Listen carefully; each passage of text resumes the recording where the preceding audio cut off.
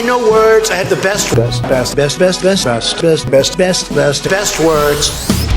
This is All the Best Words with Matt Murphy and Cameron Smith. We couldn't hear that. Maybe it's because the mic wasn't on that we were able to hear that. But we just heard the intro, and I don't like change. Well, I like quarters. I found 2 quarters in our podcast studio. How about that? Just lying on the floor, just there for the taking. And I don't know about you guys. I would not bend over for a penny, but I'll bend over for a quarter. What about you? I got a dime on the way in. Did you bend over for it? I did. Well, I mean, if it's silver, I could do with a little jingle jangle in my pocket. And I could do with another edition of All the Best Words. I think this is like episode 60 or 61 or Sounds something great. like that. It feels that way. 6D, that's either Jackson Williams, our executive producer, telling me that I'm a big zero or that I'm correct. One way or the other. We appreciate you being here on All the Best Words. It's a little experiment in podcasting, about a 15-minute operation. And I say a word, you say a word, we talk. Yeah. You want me to go? Yeah. So a little bit of departure from our normal political fodder. Some nostalgia for you. My word is catalog. Now, there are some folks that know what a catalog is because they're old. And then there's everybody else who just kind of knows the Amazon catalog. Amazon has a physical catalog. Do they? Yes. Which is probably for the old people to buy stuff for the new people. Like a Sears catalog? Yes. And so Sears. Is this real? Yeah. You're not making this up? Yeah. Huh. Amazon has a holiday. They release it for holiday, and it's a physical catalog. And I was thinking about sort of my day job at Thanks. One of the things that we were looking at is our holiday catalog and our offerings. I'm like, physical catalogs. Man, remember when that was a thing? Where And you'd flip through those suckers. sharper image, service merchandise. Hamlicher Schlimmer. Do you know Hamlicher Schlimmer? I do. Oh, man. Some of the best crap imaginable. And they always had that super huge big gift, like the $15,000 go-kart or whatever. Yeah, and this used to be my family. I remember the mailbox starting about right now through Christmas would just be filled with catalogs, right? Now, no catalogs. But I remember FAO Schwartz. Like, that was the super toy company. They have, like, the giant stuffed giraffes. You had the Sharper Image would always sell, like, a, 8-foot-tall nutcracker. Like, you need that, right? Yeah, no, Sharper Image had some very cool stuff, and still does. We still get a Sharper Image. I guess they skipped my house. But, the catalogs, man, like that to me, this time of year, just remembering, like, the joy of taking the catalog with my brothers and just being like, that, man, you take a Doing marker. a little dog ear on Yeah, the be like, page. hey, on page 37, wink, wink, nod. I hope Santa looks at this page and that circled item right there. It's a hoverboard. It's rollerblades. It's whatever. But I mean, It's a robe or slippers. a more comfortable pillow. Yeah. Jigsaw puzzle. For the I entire know. I family. just the reason I bring up that word catalog is because there's an association for me with, like, just the joy of getting it and being like, man, it's that time of year. Like, it's like all these random things, because now with the internet, everything's in your face all the time. But that time of year was the cool new stuff. Well, you forget, and it just occurs to me as you say that you did not have access to this laundry list of items all year long. No. Right? You couldn't go look at everything that's for sale at any moment of your choosing. You could either A, go to these stores, or B, wait for the catalog. Yeah, and then they had specific, like, holiday releases, right? Like the new Nintendo or whatever was coming out, and it was just in time for the holidays. And look, I get it. You can tell me, like, about all the commercialism and things. I'll tell you the way it felt, was this stuff is cool. And, my buddies and I, my brothers and I would look at that stuff, and we would just imagine. And now it's all weird. Like, it was all strange things, but, like, man, wouldn't it be cool to have that random pair of, boots that like heat and wash your feet at the same time?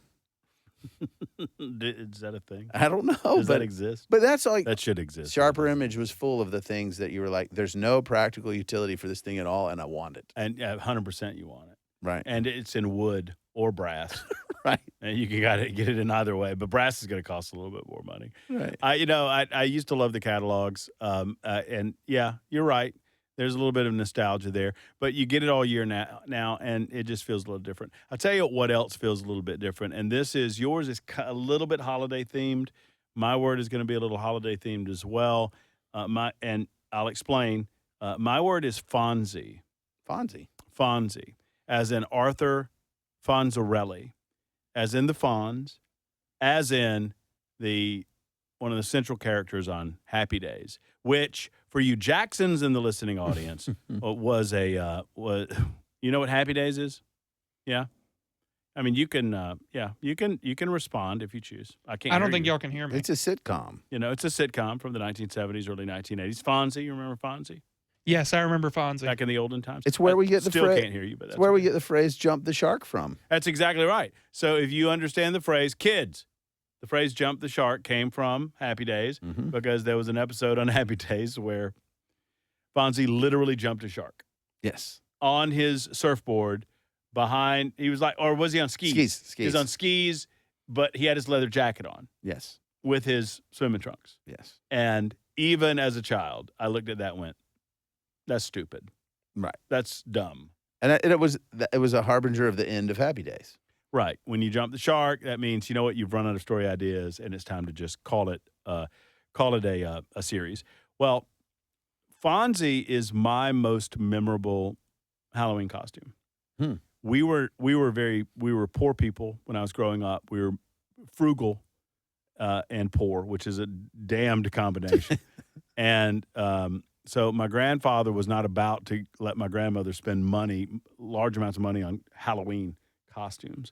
So for the most part, my memories of Halloween involve me going as a hobo.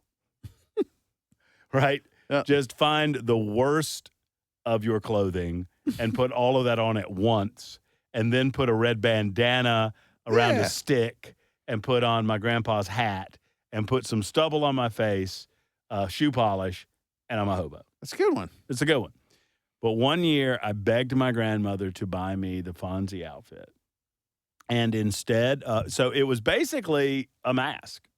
And there was like a plastic jacket that was in and you remember. They were in packages. Yeah, you remember, and they had the little, the material on the front so you could see what the mask looked like, and then you could see it on the back.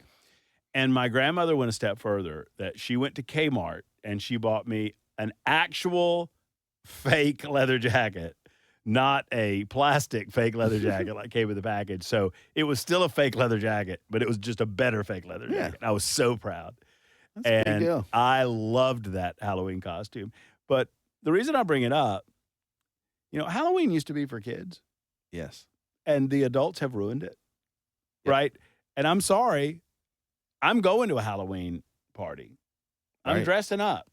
So you're the adult that's ruining I'm it. part of the problem, right? Because it should be for the children. And I understand I don't have any kids. And so maybe for parents who are a little closer to it, they can focus in and make it about the kids. But for someone of middle age with no kids, it's just about a bunch of people getting drunk for no reason. Yeah, well, I blame the teenagers, because originally it was the little kids, adults handed out the candy, that sort of thing, right? And then we're like, well, but there's this ambiguity here. Like, you're not a kid anymore. You're a teenager. You're getting a little old for this. And then we just en masse were like, no, they can go too. And then the adults were like, why not me? And so I want to be a child again. Right. And so in my neighborhood, for example, everyone is drunk and inappropriately dressed, and I'm a sexy nurse. I'm a sexy lawyer. I'm a sexy kitty cat. right. And it's not as sexy as you think it is. No, you're Never. just a drunk middle-aged Yeah. lady You're- on a Wednesday night. You have made some bad choices, but it's acceptable. And you have a kid with you. Yeah, one night a year. you're driving a golf cart. You know it's still illegal to drive It that doesn't drunk make it too. right. It's not. Oh, it's small. No, you're still. It's whatever. But yes, that is where we are with the holidays and. So I will go to a party on Halloween. So if you're watching this after Halloween, I apologize, but I will go to a party on Halloween night. Mm-hmm. Did this last year. Great friends of ours. We will sit on the front porch, and my buddy Grant has a kegerator, and you come up to his porch, and if you're a child, you get candy, and if you're a grown-up, you get offered a beer. Yes, that is uniformly the case in my neighborhood. They have Jello shots. They have beers. They have. It's like, would you like a beer? Like, if we all do this together, it's okay. And I'm like, Collectively, look, guys, it's vibes. I'm here to scare the kids. I want them to, like, I would dress up in, like, my gorilla mask with, like, clothes and all the skin covered, and then I'd hold the bowl kind of on my lap, and they think it's just a dummy, and then they reach in, and then I'm like, rah! And that's what I live A couple of years ago, I had the Alabama Department of Corrections outfit, actual orange jumpsuit from the Alabama Department of Corrections, right? Black boots, black gloves. I had the like a Day of the Dead, like Mexican Day of the Dead mask, and I had an orange skull cap, so you couldn't see my face. And then I blacked out my eyes. And I sat at the end of the driveway with a little table with the bowl of candy on the table, and I just sat there in a chair with a large machete across my lap.